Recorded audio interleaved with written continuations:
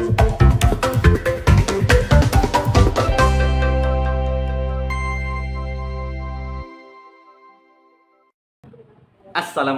warahmatullahi wabarakatuh. Kembali lagi di Kabar Politik. Pidato Presiden Prabowo Subianto yang berapi-api, ya. Beliau sangat kesal, ya, dengan orang-orang yang mengatakan Indonesia gelap. Kabur aja dulu, ya, dengan mengatakan mereka itu demo karena dibiayai oleh para koruptor.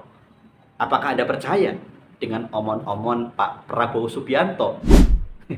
Atau lebih tepatnya para koruptor yang menyumbang saat kampanye jor-joran 02 di Pilpres 2024? Lebih logis mana, ya, para koruptor mendanai demo, ya, untuk terkait, ya, Indonesia gelap dan kampanye kabur aja dulu, atau untuk membiayai Pilpres untuk mendukung siapa pemimpin selanjutnya yang akan melindungi mereka dalam melakukan penjarahan terhadap negeri ini.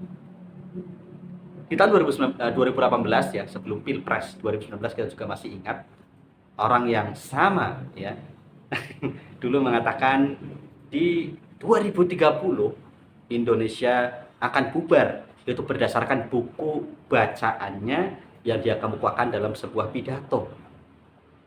Dan 2030 adalah akhir dari atau terjadi setelah kepemimpinan beliau selesai di periode pertama tahun 2029. Kalau beliau masih hidup dan maju lagi, kemudian terpilih lagi menjadi presiden di 2029 kalau ingin maju lagi, ya.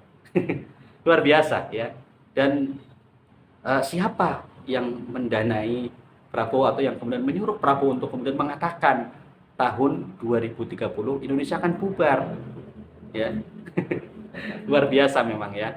Jadi kalau kita lihat apa yang terjadi di media sosial terkait Indonesia gelap ataupun kemudian kabur aja dulu, ya, itu adalah realita di lapangan, ya. Merupakan bentuk, ya, dari kegelisahan kaum muda, terutama mahasiswa dan juga para pelajar yang melihat keadaan negeri ini, ya, apalagi di saat itu berkaitan, ya, demo Indonesia gelap ini kan juga dengan putusan MK yang saat itu juga mau dibatalkan, ya, oleh DPR lewat kesepakatan-kesepakatan jahat dan lain sebagainya. Dan kalau nggak salah juga Indonesia gelap itu juga kalau nggak salah mulai ini kan juga ketika Pak Prabowo Subianto, ya, berpidato, ya, hidup Jokowi, iya, langsung blunder, ya. Kemudian juga sebelumnya Pak Jokowi di hari ulang tahun Gerindra, ya, saat itu kalau nggak salah, itu kemudian sebelum berpidato bahwa Prabowo adalah presiden terkuat, ya, karena sampai saat ini belum ada yang berani mengkritiknya. Nah, langsung muncullah, ya, aksi besar mahasiswa dari berbagai kampus dan juga di berbagai wilayah yang mengusung tema Indonesia gelap, ya. Dan kegelapan itu nyata dengan banyaknya PHK, banyaknya pengangguran dari, ya, lulusan tingkat perguruan tinggi atau S1 yang mencapai 1,01 juta.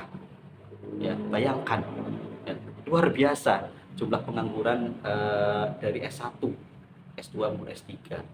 Ya. Kemudian juga apa yang terjadi dengan, ya, minimnya lapangan pekerjaan, ya, itu diakui secara tidak langsung oleh Menteri P2MI, ya, Perlindungan Pekerja Migran Indonesia Abdul Qadir Karding, ya, dalam memberikan pidato di acara kelulusan di salah satu universitas, ya. Pada saat itu meminta, ya, para lulusan universitas segera mencari kerja di luar negeri untuk mengurangi angka pengangguran, ya. Artinya 19 juta lapangan pekerjaan yang dijanjikan itu hanya omon-omon, karena faktanya yang kemudian berucap itu juga dicarikan kerja oleh ayahnya lewat konspirasi gelap di Mahkamah Konstitusi. Jadi kita semua juga tahu, ya, walaupun putusan Mahkamah Konstitusi itu apa namanya terdengar janggal, ya, membuat norma baru, karena itu kemudian menguntungkan ya beberapa pihak, ya tidak diprotes. Namun ketika kemudian Mahkamah Konstitusi memutuskan norma baru ya seperti yang terbaru terkait pemisahan pemilu antara pemilu nasional dan pemilu daerah, itu juga diprotes ya. Atau itu juga norma baru yang sebelumnya juga dilakukan oleh MK pada putusan nomor 90 terkait ambang batas usia capres dan cawapres. Luar biasa memang ya. Dan kalau kita lihat ya terkait Indonesia Gelap ini kan semuanya organik ya, semuanya di media sosial atau terkait kabur aja dulu. Itu kan menunjukkan bahwa bagian dari keputusasaan, apalagi kemudian terkait kabur aja dulu kan juga terkait omongan dari Menteri ESDM Bahlil Lahadalia yang mengatakan orang-orang yang bekerja di luar negeri atau para mahasiswa LPDP yang tidak pulang lagi ke Indonesia itu tidak punya nasionalisme ya. Padahal tidak ada urusan antara nasionalisme dengan kehidupan mereka ya. Karena toh mereka ketika pulang ke Indonesia belum tentu mendapatkan pekerjaan yang layak berbanding dengan gajinya ya. Bisa jadi ya tadi pekerjaannya mungkin sama tapi dengan tawaran gaji yang sangat berbeda ya. Itu yang kemudian membuat kaum muda ya, generasi Z atau milenial yang kemudian punya kesempatan di luar negeri akhirnya lebih memilih tetap tinggal di luar negeri daripada kembali ke Indonesia. Itu yang kemudian dipertanyakan oleh Bahlil Lahadalia yang kemudian secara tidak langsung ke Bahlil itu ya luar biasa ya. Bahwa kalian nanti kalau berkuasa akan lebih jahat. Artinya juga dia mengakui bahwa dirinya jahat tuh selama ini ya. Jadi memang luar biasa. Dan kalau kita lihat terkait ya omongan Pak Prabowo yang menuduh para koruptor itu mendanai ya kampanye Indonesia Gelap dan juga kabur aja dulu, seperti hanya tuduhan ya.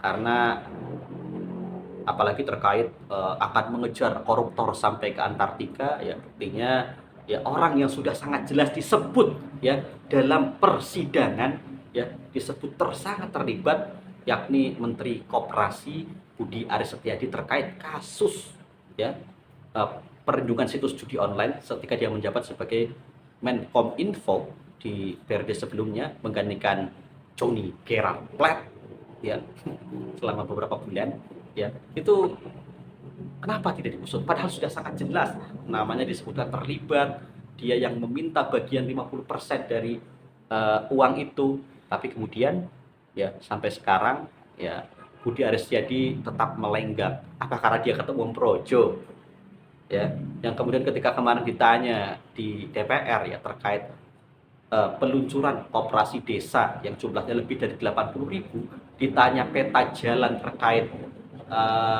koperasi ini, bilangnya tidak ada, kita insting saja. Masya Allah ya, apakah ini mau merencanakan kegagalan ya, yang kemudian kemarin sudah diresmikan koperasi desa.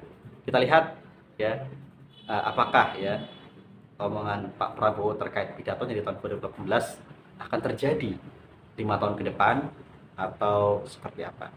Assalamualaikum warahmatullahi wabarakatuh.